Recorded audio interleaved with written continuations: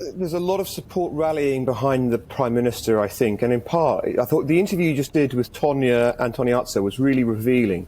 And you asked her, I wrote it down, you asked her, is a cake at work a party? And she said yes. I think most of us would say no. And it's this attempt to beat something up into something more than it is, something disproportionate, that I think means that people who were hitherto quite critical of the Prime Minister, there was a lot of criticism on the backbenches, I think, in the Tory party. There's a lot of people rowing in behind the PM now. I thought also what was telling was that Antoniazzi said this to you. She said, he always gets away with things in life. That's what I thought was really telling. This is our chance to stick it to the toff, is what came through that interview for me. Not the behaviour in Number 10 that they're after, it's the man that they're after and what he stands for. And that, I think, is meaning more people are rallying behind the PM. In saying that, Alex, while people might disagree on what constitutes a party, I don't think anyone, I think even Grant Shapps, when he was on the morning round this morning, could explain away that this is, wasn't it, it broke the rules, essentially, at this gathering. There's no way you could define it under it was necessary for work.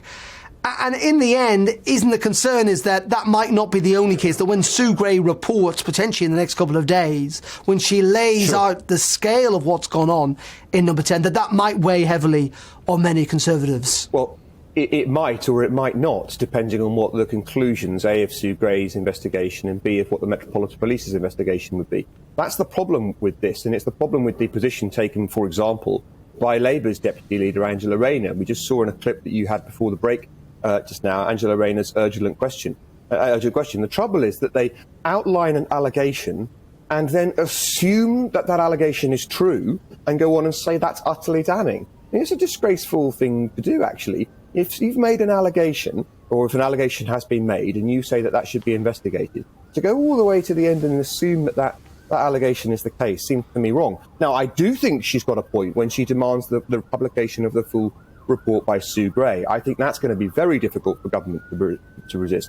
But in the interest of fairness, you can't say an allegation exists and then say that allegation is utterly damning. The existence of it is utterly damning, that the Prime Minister's got to go.